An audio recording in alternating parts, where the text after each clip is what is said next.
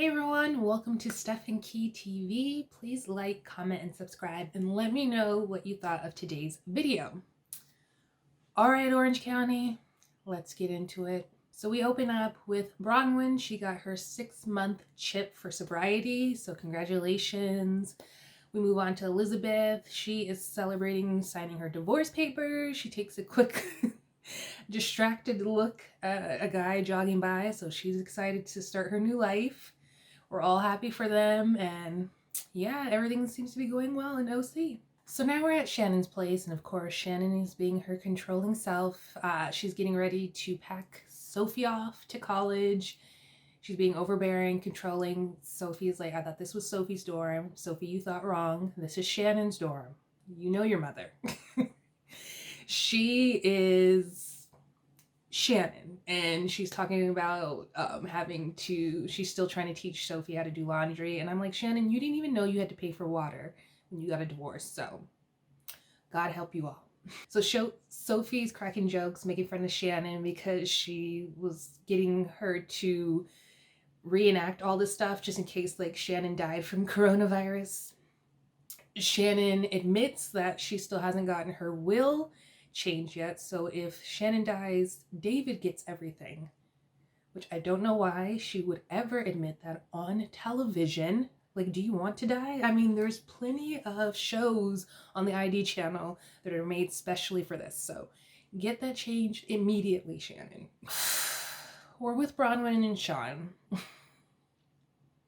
in this messy relationship.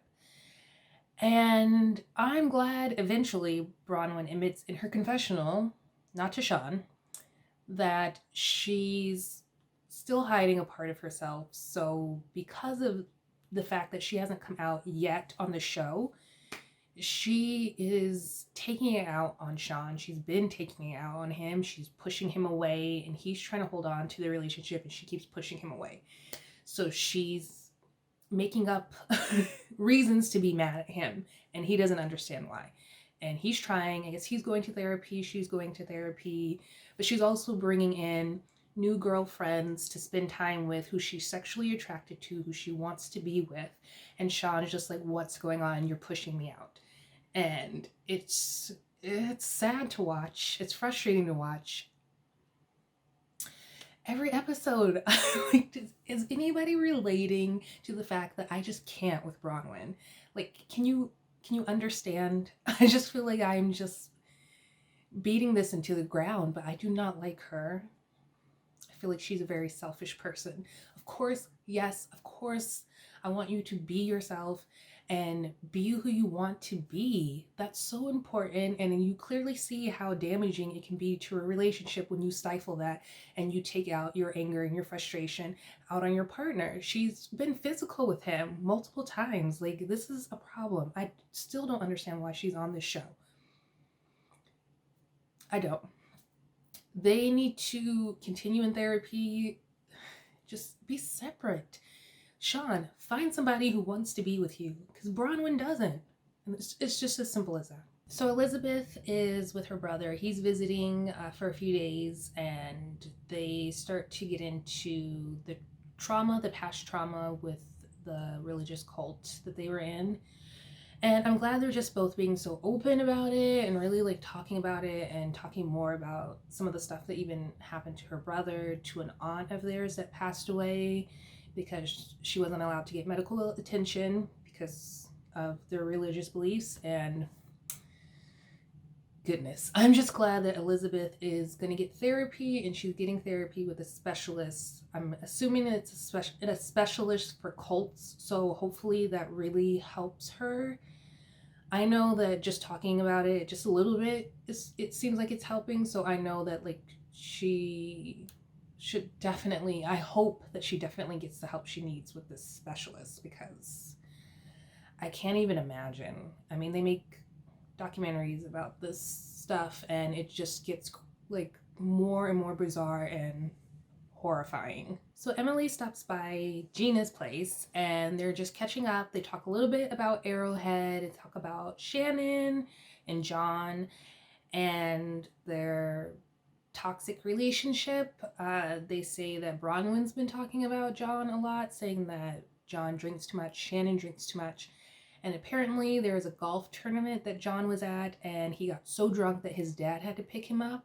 But Gina's just frustrated because she says, like, Bronwyn made this big deal about not talking behind Shannon's back at Arrowhead with the girls, but now that's all Bronwyn is doing is talking behind Shannon's back. It's just like, this is what we've been talking about since the beginning. Like, Bronwyn is like, I'm the sober person now. I tell the truth. I want honesty. And then we see her doing the same little stuff that she was doing when she was an alcoholic. So it's like, Bronwyn, you haven't changed. You're just sober now and doing the same messy stuff. So she's a mess. Shannon and John are reunited, and it feels so good for them. Kind of. It's a little bit awkward. Like, Shannon walks in and she's like, oh, I don't know. And what? Maybe I want to drink. Oh, it's too early. It's too strong. So they're acting like this is their first date. And they're just trying to get reacquainted with being together in person. And Shannon's just talking about like how they need to work on not drinking so much, because I guess like earlier in the quarantine they were drinking a lot and taking out their frustrations out on each other. But I mean, we're stuck together 24/7 and they're not used to that, so it can be challenging, and they had to work on some things. Shannon wants to be around John all the time. And I think after being together 24/7, John realized that he wanted more space.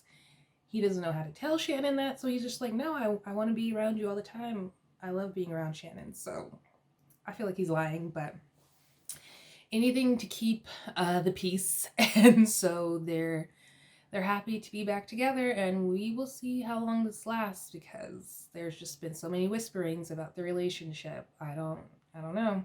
So Gina and Travis are making breakfast. They're talking about a little bit about Elizabeth opening up about her being in a cult. They are also talking about like Gina's kids starting school, because it's going to be all weird now because of the pandemic. And then they talk about Matt and the court situation and how he's still not taking responsibility for what he did to Gina. And it's just really upsetting and frustrating for Gina. I mean, I can't imagine having to co-parent with someone who physically attacked you and they just act like they didn't do it, nothing happened. And I just don't know how she's able to do it. Like, that just takes a lot of strength, and I hope that the court does decide in her favor and that Matt does have to take responsibility, whether that's jail time or not. I just really hope that that goes on his record, because he needs to have some consequences for physically attacking this woman and the mother of his children. I'm just like, it's just really sad. But the silver lining is that Gina is officially done with her court case, and no more having her license taken away. She will be able to drive again,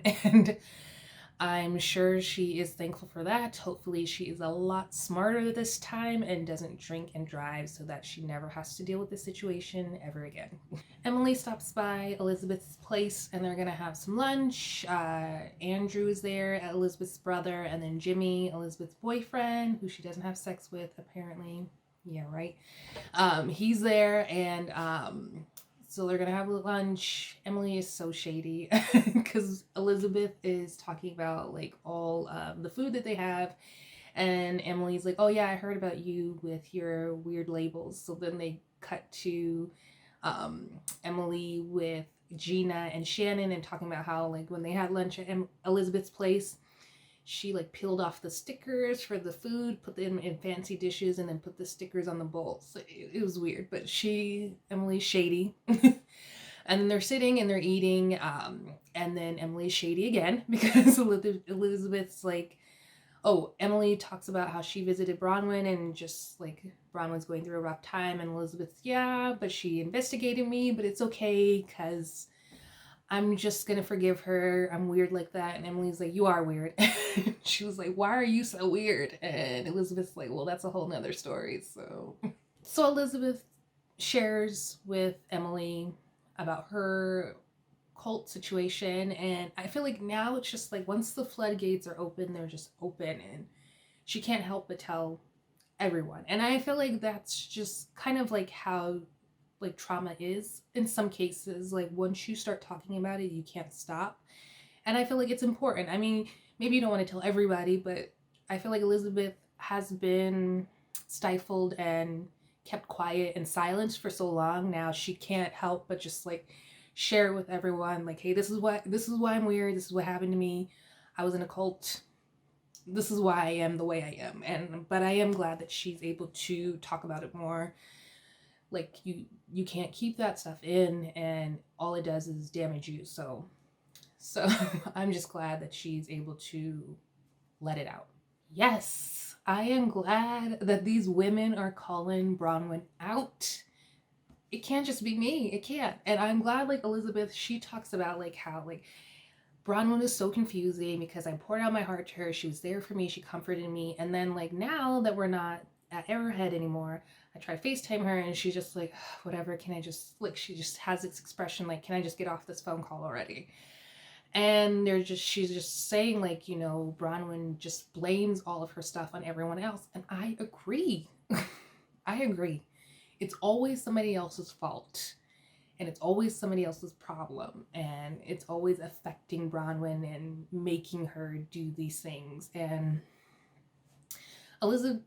Emily also mentions like Bronwyn has to put other people down to make herself feel better. And I agree with that. I feel like she is investigating people or calling people out or saying these horrible things about people behind their back because it does. It makes her feel better. It makes her feel better because she is losing her mind, being sober and being stuck in a house with all these kids that she didn't want, but she was having them to keep herself sober and to be with this man that she doesn't want, but she felt like she needed to be with him because she felt like she needed to be a straight woman, but she's not. Just like all of these things that she's having to battle, and the only way she can get satisfaction is to take it out on everybody else because she can't drink anymore. Whew, I'm glad they're calling it out because I'm tired of Bronwyn. So Elizabeth is like, so, but me and Jimmy, we're in a good place and I'm just trying to focus on that. And Emily's like, okay, so your divorce is completely finalized, right? Like, final, done. And then Elizabeth's like, yes. So Emily's like, so are you and Jimmy having sex yet? And Elizabeth kind of dances around it. And then finally she admits, yes, we're having sex. And Jimmy's like right there, like, what, 5-10 feet away. How embarrassing. Emily is so rude. So rude. I was going to talk about Bronwyn and her friends, but I can't. I can't. Nope. So Sophie's packing up. She's almost ready to get out, go to school. I love when the moms, or like any of the parents, no, it's the moms, when they give advice. So like Shannon's like telling her to be nice and to everyone, but she gets into an argument with someone not to talk about them behind their back. And I love when they do this, when the moms give advice, and then the shady editors at Bravo like show all the times that the moms have been contradicting this advice they just given their daughters. So like they show all the times that Shannon has talked behind someone's back. Maybe not all the times because I'm sure there's more, but they show like plenty of times that you just did the exact opposite of what you told your daughter to do. So it's so perfect on these shows. Like the evidence, I would just be like, Mom, look at yourself. So Kelly, it comes over to Shannon's place. Shannon has left out her final payment from David for her divorce settlement. I think it was 1.4 million. I don't know why you leave something like that out unless you're either trying to brag or show like, well, because I mean Shannon does say like, this is all I got. So she was expecting more. I mean, I understand, but I mean 1.4 million. as a final payment. So I'm like, you got more. So I mean, of course, like 17 years, you want as much as you can get, but that's a lot of money. So spend it wisely and don't show everybody your money. But maybe that's some good advice. Hopefully you take. But Kelly and Shannon start talking about John and Shannon's relationship and just the struggles they had during quarantine and all the drinking and fighting and stuff. And we get a montage of Kelly talking about all the time Shannon has gone off on her while she was drunk. But I'm like, can we show the montage of Kelly going off on people sober? Like, Lord, girl, like, at least Shannon has some sort of excuse. Yo, I was drunk, I was a hot mess, but you were like a hot mess sober. So I wouldn't talk. So Kelly tells Shannon that Gina's been talking about Shannon's relationship behind her back. Of course, Shannon is pissed. And she's just like, why doesn't Gina just come and tell me how she feels? Why is she going behind my back? I don't know, Shannon, but we'll find out. Then they start talking about Bronwyn and her situation. Kelly says that she's talked to Emily and Bronwyn's on the brink of divorce. As we clearly see, it's like her marriage is falling apart. And they're talking about how she's spending so much time with her friend Shari and they just don't know what it is. And they want her just to be upfront because they feel like she's a hypocrite. She criticizes people and says all this stuff and makes judgments about them, but then she hides like her stuff. So I just love the dog hanging out in the jacuzzi the whole time, like not a care in the world, just soaking up that jacuzzi. I just loved it. The whole time while they're talking, didn't move. It's perfect ending to this episode. So please let me know what you thought of this episode. Leave your comments below, like the video, and make sure you hit that notification bell so you don't miss out when I release a new video. And subscribe if you're new here. I'd love to have you be a part of Steph and Key TV. Thanks everyone. Please stay safe, and I will see you in the next video.